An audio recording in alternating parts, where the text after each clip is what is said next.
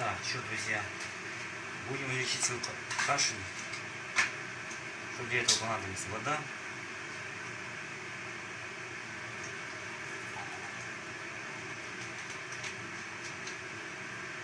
И